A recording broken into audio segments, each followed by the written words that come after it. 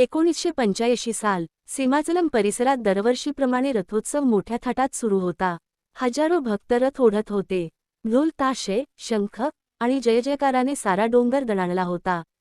त्या दिवशी अचानक एक अनपेक्षित घटना घडली.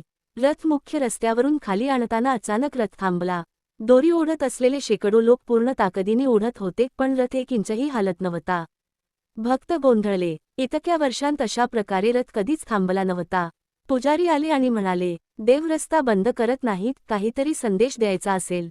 त्यांनी परिसर तपासायला सांगितले. रथाच्या पुढे लोकांनी शोध घेतला आणि जवळच एक लहान मुलगी रडत बसलेली सापडली. ती हरवली होती आणि रस्त्याच्या अगदी कडेला बसलेली.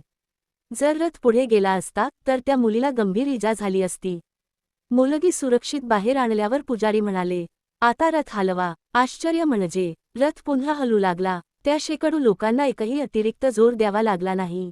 त्या दिवसानंतर गावात ही घटना, रथाचा थांबलेला क्षण देवाची कृपा म्हणून प्रसिद्ध झाली.